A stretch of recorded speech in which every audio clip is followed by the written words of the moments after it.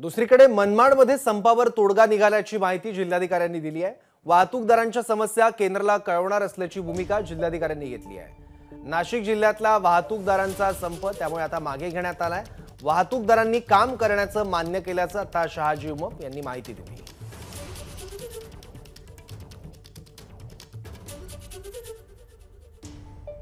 खरं तर कालपासून टँकर चालकांनी संप पुकारला होता। प्रशासनासोबतच्या 2 ते 3 बैठका निष्फळ ठरल्या होत्या। मात्र आज मनमाडच्या पानेवाडी इंधन प्रकल्पामध्ये जिल्हाधिकारी जलद शर्मा आणि जिल्हा पोलीस अधीक्षक शहाजी उमप यांची बैठक झाली। यामध्ये तोडगा हा निघालेला आहे।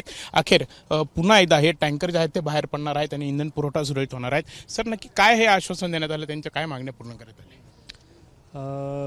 ड्रायव्हर्स जे आहे, ट्रान्सपोर्टर्स आहेत, त्यांची मागणी होती जे न्यायसंहितामध्ये 2 सेक्शन्स होते त्याबद्दल होते की त्यामध्ये काही गैरसमज आहे की हे अन्यायकारक आहे। जे पॉइंट्स आहेत ते अन्यायकारक आहे।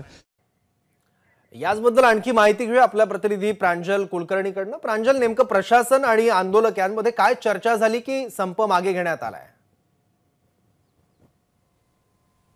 हिट अँड रन कायद्याच्या विरोधात टँकर चालकांनी संप हा पुकारला होता आणि याचा मोठा परिणाम जो आहे तो बघायला मिळत होता। आपण जर बघितलं तर नाशिक जिल्ह्यातील मनमाडचं जे पानेवाडी इंधनाचा प्रकल्प आहे त्या प्रकल्पाबाहेर, त्या डेपो बाहेर जवळपास 1500 टँकर जे आहेत ते कालपासून म्हणजे सोमवारपासून एकाच ठिकाणी उभे होते। एकही टँकर जो आहे तो बाहेर पडला नव्हता आणि याचे परिणाम जे आहेत ते उत्तर महाराष्ट्रासह मराठवाड्यातील काही जिल्ह्यांना बघायला मिळत होते। प्रशासनासोबत जवळपास 3 बैठका या झाल्या होत्या। मात्र या बैठका निष्फळ झाल्या होत्या। कुठलाही तोडगा यामध्ये निघाला नव्हता। मात्र आज मंगळवारी याबाबत जिल्हाधिकारी जलद शर्मा यासोबतच जिल्हा अधीक्षक, जिल्हा पोलीस अधीक्षक शहाजी उमप यांच्यासोबत बैठक पार पडलीत। इतर अधिकारी देखील उपस्थित होते आणि या बैठकीमध्ये तोडगा हा अखेर निघालेला आहे।